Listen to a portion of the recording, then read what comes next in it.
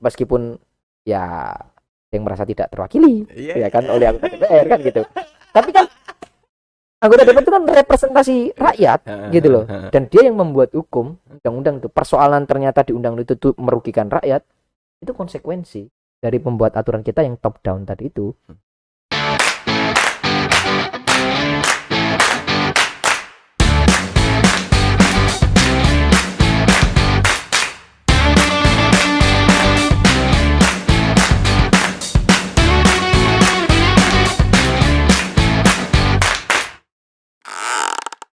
Ya, selamat datang Mas Faiz di Indonesia TV. Terima kasih Ais dan teman-teman sudah mengundang saya mewakili program studi sosiologi. BTW Mas Faiz sudah lama jadi dosen di sosiologi. Saya jadi dosen di sosiologi itu kalau menurut SK ya itu tahun 2017 sebenarnya saya sudah menjadi dosen tetap. Cuman memang belum mengajar sepenuhnya di sosiologi karena pada waktu itu masih tim teaching ya, artinya membantu dosen, termasuk juga pada waktu itu ngajar AIS itu karena saya jadi tim teaching dengan dosen yang lain kan. Nah, baru benar-benar aktif mengajar di sosiologi itu tahun 2019. Itu Mas Faiz sudah lulus S2? Sudah selesai? Belum, karena itu saya masih tim teaching. Oh iya. Karena itu saya tim teaching. Berarti pengalaman pertama Mas Faiz itu menjadi tim teaching. Betul. Jadi asdos dulu kan saya. Tim teaching itu kan kayak asdos ya. Saya bersama dengan satu orang dosen mengampu mata kuliah yang sama gitu. Iya. Nah, saya sebenarnya membantu saja. Ada nggak gitu. cerita menarik, Mas? Ya, ketika tim teaching pengalaman menariknya adalah ketika ngajar AIS dan teman-temannya misalnya. Gimana? Iya, ya. Gimana? Saya gimana dulu, Mas? Saya nggak tahu nih. Ya pengalaman apa yang sampean rasakan nih nggak tahu. Pengalaman menariknya karena begini, mahasiswa itu kan orang dewasa ya, kita tidak bisa menyamakan dengan anak SMP atau SMA ya, yang tentu punya pikiran bebas yang kita perlu hargai itu gitu. Nah yang menarik adalah ya interaksi kita sih, interaksi saya dengan begitu, yang dalam tanda kutip selisih paham itu kan pasti ada antara dosen dengan mahasiswa. Tapi sejauh mana dosen itu bisa mengontrol untuk tidak bilang bahwa pikiranmu salah. Menurut saya itu sih pengalaman menarik. Misalnya kayak di kelasmu dulu ada satu mahasiswa yang kolot banget soal isu lah ya. Dan saya ngasih perspektif lain gitu, tapi dia tidak terima kan gitu. Nah, isu menarik maksudnya pengalaman yang menurut saya paling menarik itu di situ. Enaknya jadi dosen tuh kita selalu dapat pikiran-pikiran segar dari mahasiswa. Jadi sebenarnya dosen itu juga belajar dari mahasiswa. Kalau yang saya rasakan, karena setiap mahasiswa itu punya pemahaman yang berbeda tema. Kalau saya senang, berarti punya perspektif lain. Misalnya soal isu taruhlah isu isu apa ya? Biasanya sih yang sensitif itu isu-isu politik. Nah, isu politik misalnya. Taruhlah isu PKI misalnya kan. Itu kan banyak pro kontra gitu. Misalnya tiba-tiba kita berdiskusi, mahasiswa punya perspektif menolak PKI karena perspektif. Dan rata-rata misalnya perspektifnya sangat emosional. Karena orang tuanya dulu mbahnya karena merasa dianggap dia diceritakan sama mbahnya korban PKI. Itu menurut saya patut dihargai bahwa kamu enggak setuju. Tapi kamu punya logis, punya rasionalisasi. Itu yang penting kan dari mahasiswa. Iya. Yang penting kan itu. Jadi mahasiswa punya rasionalisasi, punya logisnya untuk mengatakan tidak. Itu yang menurut saya nikmati betul menjadi dosen. Dan pengalaman-pengalaman itu ya. Kalau di kelas ada selisih pendapat misalkan, tentu kan Mas Faiz punya batas kebenaran sendiri ya. Punya batas kebenaran bahwa apa yang pendapat Mas Faiz, argumentasi Mas Faiz ya yang dipegang itu adalah yang benar menurut Mas Faiz. Tapi ternyata ada mahasiswa yang berbeda pendapat yang menurut dia itu benar. Pernah nggak ngasih nilai jelek untuk mereka yang berbeda dengan Mas Faiz karena Mas Faiz punya batas kebenaran sendiri nih, menyalahkan misalkan. Standar jelek ini sebenarnya standar jelek ini juga perlu kita diskusikan kan. Tapi taruhlah misalnya yang kita maksud jelek itu adalah nilainya adalah D misalnya ya. Jelek adalah D. Dan baik adalah A+. Taruhlah A+ ya. Oke. Saya itu jarang sekali ngasih nilai mahasiswa saya itu D. Jarang sekali. Tapi pernah, kecuali dia tidak mengumpulkan tugas. Selagi dia mengumpulkan tugas, maka saya jarang sekali ngasih nilai mahasiswa itu D. Paling itu adalah C+. Itu pun karena C+ itu pun karena ada banyak hal ya. Misalnya kalau di perkuliahan kan penilaian nggak hanya soal UAS, nggak hanya soal disiplin, tapi kehadiran. Paling saya adalah nilainya adalah nilai C. Tapi persoalan berbeda pendapat dengan mahasiswa, apakah kemudian saya ngasih nilai dia jelek? Enggak juga. Kadang saya malah ngasih nilai dia itu baik. Karena itu tadi, menurut saya kan gini, misalnya saya ngajar, terus kemudian saya punya batas bahwa ini tuh harusnya yang benar tuh begini. Ternyata mahasiswa punya perspektif lain gitu. Apakah kemudian mahasiswa ini saya salahkan karena berbeda? Saya menahan dulu, karena saya harus tahu dulu kamu ngomong begitu itu sumbernya mana gitu. Tentu dong, karena kelas itu kan ruang akademis, pasti harus ilmiah. Tapi kalau dia nggak bisa ngasih sumber, mas saya anggap itu keliru, karena harus ada referensinya dong. Karena ruang akademik, kelas itu kan ruang akademik, meskipun bebas seseorang itu mengeluarkan pendapat, bahkan pada taraf yang sangat dalam tanda kutip pada batas yang sangat kiri pun saya memperbolehkan, asal dia punya. Kalau di kelas saya sih begitu. Pendapat harus pakai sumber, Mas. Menurut saya, karena kita akan tahu logik, karena kita akan tahu cara dia membangun rasionalisasi. Misalnya begini, perdebatan soal bumi itu bulat, iya kan? Iya kan? Perdebatan soal bumi itu bulat. Anda pernah lihat nggak bumi itu bulat? Nggak pernah. Dari sumber primer Anda tentu belum pernah, karena Anda belum pernah ke ruang angkasa, kecuali nanti ikut wisatanya Elon Musk ya, kira-kira ke Mars gitu, biar tahu bahwa bumi itu bulat begitu. Tapi kita meyakini bahwa bumi itu bulat karena banyak pendapat, karena banyak pembuktian bahwa bumi itu. Padahal zaman dulu bumi itu tidak bulat. Padahal berdasarkan pengalaman kita nggak tahu. Karena pendapat orang. Dan pendapat itu harus kita cari dong kredibilitasnya, validitasnya, reliabilitasnya, misalnya dalam ilmu pengetahuan kan. Itu yang perlu kan. Makanya saya selalu menekankan ke itu. Anda boleh di kelas saya khususnya ya, Anda boleh ngomong apa saja, bahkan yang paling kiri pun, bahkan yang paling radikal pun, asal Anda punya sumber. Itu sumbernya harus kredibel. Jangan Anda ngomong bahwa bumi itu datar, sebenarnya dari orang-orang bumi datar. Nggak bisa. Kita harus melakukan cek dan recheck dong. Kan kalau misalnya ada bumi, ternyata ada bumi yang bagaimana cara membuktikannya? Artinya kan ini masih hipotesis. Kan bumi bulat kan sampai sekarang kan mungkin hipotesis. Meskipun pendapat tentang kebenaran bumi bulat itu lebih banyak. Misalnya begitu. Itu yang selalu saya tekankan ke teman-teman. Apalagi sosiologi ya di kelas, apalagi sosiologi, karena sosiologi itu harus punya banyak perspektif tentang ilmu-ilmu sosial. Misalnya kita ngomongin soal apalah misalnya kita ngomong soal pendidikan, maka dia juga harus tahu ilmu-ilmu atau teori-teori sosial tentang kenapa Paulo Freire, karena kan pasti ada historisnya, ada ada lingkup sosialnya misalnya, ya kan? Itu yang harus teman-teman sosiologi tahu.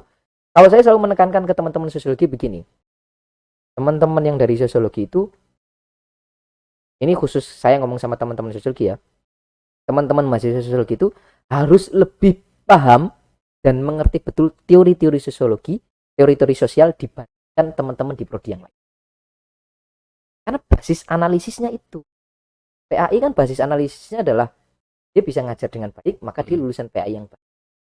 Psikologi, dia bisa memberikan konseling ke kliennya misalnya dengan yang baik, maka sosiologi apa? Yang dipakai kan analisisnya. untuk menopang analisis yang baik, maka perlu teori sosial yang baik. Saya selalu bilang itu begitu. Mengajar atau mempelajari tentang sosiologi itu menurut saya menarik sekali karena banyak sekali labirinnya. Kan sosiologi itu artinya harus tahu betul teori dan kondisi sosial masyarakat. Betul. Nah, saya melihat gini, Mas. Ini saat ini kita sedang berada di masa apa ya bahasanya, new normal kali. Dulu pernah dicanangkan new normal itu. Normal baru. Perpindahan setelah kita 2 tahun masa pandemi. Dulu di awal pandemi kita harus apa ya? Kita harus berubah banyak gitu. Dari yang biasa menjadi masa pandemi itu kita harus berubah banyak. Nah, sekarang ini dari masa pandemi ke normal lagi seperti dulu-dulu. Saya ingin bertanya sama Mas Faiz, apa yang membedakan, Mas? Apa yang membedakan? Apa dampak dari 2 tahun pandemi itu? Dan apa yang harus kita siapkan? Barangkali dampaknya bahkan menurut saya sebelum pandemi pun itu sudah terjadi. Misalnya disrupsi teknologi barangkali. Gojek, antara dulu kita masih ingat perseteruan antara Opang dan apa namanya ojek online misalnya, ojol. Itu kan bentuk apa ya, menurut saya itu juga bagian daripada normal baru. Dalam hal ini adalah konteksnya adalah konteks komunitas ojek, itu normal baru. Sebagaimana kita sekarang ini yang dulu 2 tahun ya, 2 tahun COVID 2 tahun. Ya, sampai kemudian sekarang, apalagi nanti ada isu akan coronavirus ini nanti akan jadi endemi, ya kan? Katanya kan akan jadi endemi begitu. Nah, menurutnya banyak hal, misalnya begini, perilaku orang untuk bersalaman saja itu sudah berubah. Ada orang yang nggak mau berjabat tangan sekarang, cukup tosnya gitu misalnya. Itu kan perilaku orang sudah berbeda-beda. Bahkan ketika saya sholat Jumat saja, misalnya di masjid, misalnya mau salaman kanan kiri itu saya harus melihat dulu. Diajak apa enggak? Iya. Kalau diajak ayo, kalau enggak? Iya, karena saya takut ketika saya memulai dulu, dia merasa bahwa dia keberatan. Nanti keberatan. Dan kita kan harus memahami itu. Nah, perilaku itu kan ya masuk pada perilaku sosial. Sosiologi juga bicara soal perilaku sosial loh. Istilahnya kita nggak pernah tahu yang terjadi sekarang, misalnya rule sekarang nih, aturan-aturan yang sekarang itu kan sudah mengikuti normal baru misalnya. Misalnya beberapa waktu yang lalu saya itu mengunjungi salah satu sekolah SMK di Bogor. Hampir di depan ruang kelas itu ada wastafel. Wastafel untuk cuci tangan. Dan itu permanen. Saya nanya ke kepala sekolahnya, wastafel ini dibikin kapan? Dibikin setelah COVID. Artinya apa? Artinya dulu sebelum ada COVID nggak ada wastafel itu. Maka itu kan kemudian akan jadi normal baru bahwa setiap mau masuk kelas harus cuci tangan. Artinya sekarang banyak masyarakat yang mulai sadar dengan kebersihan tangan paling tidak. Ya, meskipun dulu dipaksa. Ya, meskipun dulu pada dipaksa. Ya kan. Tapi kan ada normal baru. Orang mulai nyaman pakai masker misalnya. Iya. Bahkan kalau tidak pakai masker kayak, Mas. Ya kan kalau tidak pakai masker kayak nggak enak gitu kan. Padahal dulu biasa aja gitu kan. Padahal dulu biasa aja. Ya, padahal dulu biasa aja. Itu kan artinya normal baru. Ada kebiasaan baru yang dimulai dari aturan. Ya kan, dimulai dari aturan yang diputuskan oleh pemerintah barangkali atau negara, lalu kemudian kita ikut. Itu yang terjadi kan. Ini perspektif sosial, Mas. Saya mau nanya lagi. Aturan paksaan itu kan pada akhirnya banyak yang melakukan dan menyadari bahwa itu baik. Tapi di lain sisi itu menyisakan kebencian yang karena dulu dipaksa. Itu gimana menurut Damian? Ya, itu realitas sosialnya memang begitu. Iya. Di Indonesia itu bahkan tidak hanya soal aturan new normal ya, bahkan pembentukan hukum di Indonesia aja itu top down, ya kan. Dalam perspektif sosiologi hukum itu top down, ya kan. Pemerintah lah menentukan hukumnya, menentukan aturannya, baru kita mengikuti. Mau tidak mau kita harus mengikutinya, kan gitu. Jadi tidak serta-merta terus kemudian diskusi antar RT misalnya, yuk kita rekomendasi ini aturan ini yuk gitu. Kan nggak begitu kan kenyataannya. Kenyataannya kan kita diwakili oleh anggota DPR, ya kan, meskipun ya yang merasa tidak terwakili, ya kan, oleh anggota DPR kan gitu. Tapi kan anggota DPR itu kan representasi rakyat gitu loh, dan dia yang membuat hukum undang-undang itu. Persoalan ternyata di undang-undang itu merugikan rakyat, itu konsekuensi dari pembuat aturan kita yang top down tadi itu, ya kan. Dalam sosiologi hukum dianggap bahwa dalam sosiologi hukum itu hubungan antara hukum dan masyarakat itu selalu begitu. Kan gampangnya begini, hukum dibuat untuk apa sih sebenarnya?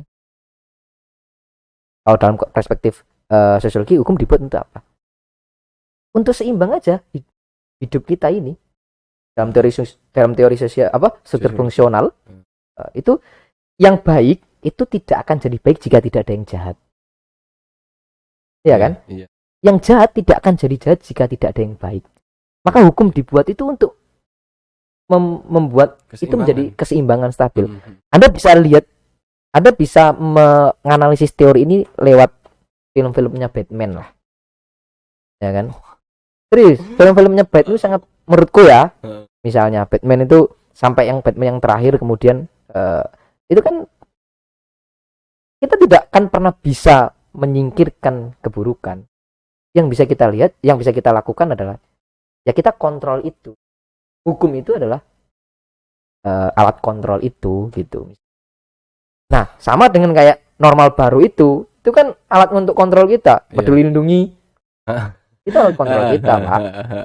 Makanya ada orang beberapa yang nggak mau dikontrol. Aku nggak pakai peduli lindungi lah karena data bocor apa. Yang penting saya punya sertifikat. Ternyata sertifikatnya juga ada di iya kan? Iya. Itu kan alat kontrol kita dan kita mau nggak mau, ya kan? Itu konsekuensi. Begitu. Oke, luas sekali kalau kita ngobrolin sosiologi. Mas, saya ingin jenengan menyampaikan ke penonton ini, yang nonton. Sebagai dosen sosiologi, prospek kerja sosiologi bagaimana? Lulusan sosiologi ini, prospek kerjanya seperti apa? Ya, prospek kerja sosiologi itu sebenarnya ladangnya banyak ya. Maksudnya ladangnya itu dalam arti tanda kutip lapangan pekerjaannya banyak sekali bisa dimasuki oleh teman-teman calon mahasiswa program studi sosiologi. Jangan khawatir, nanti selesai lulus sosiologi mau jadi apa? Jangan khawatir. Banyak sekali sebenarnya ladangnya. Misalnya kayak analis sosial. Salah satunya analis sosial. Bisa jadi dosen sosiologi misalnya. Terus perencana sosial, ya kan? Perencana sosial itu apa? Perencana sosial itu misalnya begini, dalam melakukan pembuatan program, misalnya pemerintah mau membuat program nih, programnya tentang pengentasan kemiskinan, pasti itu butuh orang sosiolog, Pak, untuk melihat kondisi masyarakat itu seperti apa, ya kan? Misalnya mau bikin program, kan nggak mungkin dong orang Pantura mau bikin tanam padi, coba. Butuh orang-orang sosiolog, butuh orang-orang antropolog untuk mengetahui hal itu. Itu misalnya.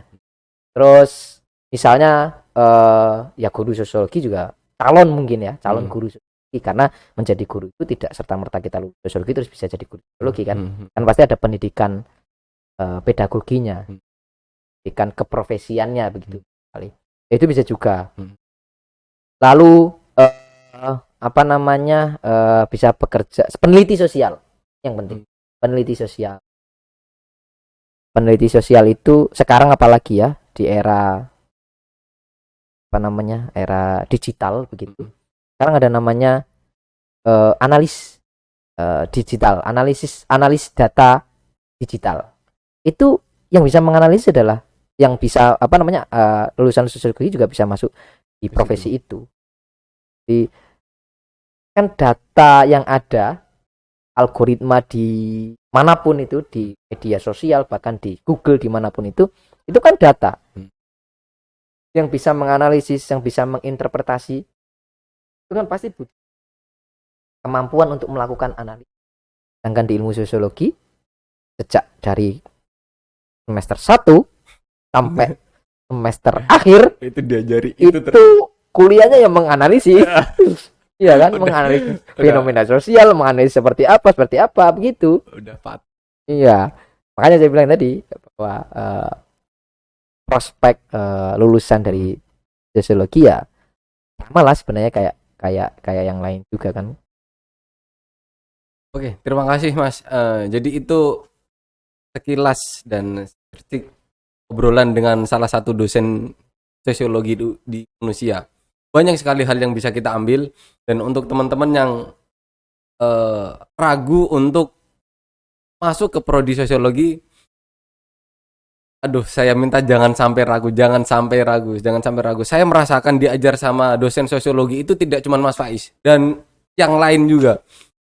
Itu luar biasa enaknya karena dosen sosiologi itu memang membumi gitu loh, asik, santai. Jadi untuk calon mahasiswa yang ingin masuk ke sosiologi jangan sampai ragu. Nah, sebelum saya tutup, izinkan Mas, saya menyampaikan, jadi di Unusia itu udah mulai mulai bergerak lincah gitu. Sampai saat ini itu Unusia punya toko, Mas. Punya toko di marketplace, terutama di Shopee itu namanya Unu Indonesia. Nah, banyak produk yang ada di Unu Indonesia itu banyak sekali. Ada produk, ada tumbler, ada cangkir, ada goodie bag dan yang lain sebagainya. Mungkin ke depan beberapa kebutuhan mahasiswa di kampus itu akan disediakan via marketplace itu. Jadi mahasiswa tidak perlu ngambil jas atau ngambil apa ke kampus. Jadi tinggal pesen di Shopee, nanti ada kurir yang nganter sampai ke depan rumah gitu. Oke, terima kasih Mas Faiz atas kesempatannya. Semoga apa yang kita obrolkan pada kali ini bisa memberikan manfaat kepada yang nonton dan memberikan semangat dan motivasi untuk terus belajar. Saya Ais dan tamu terhormat saya ada Muhammad Faiz Maulana. Pamit undur diri. Terima kasih. Assalamualaikum warahmatullahi wabarakatuh. Waalaikumsalam.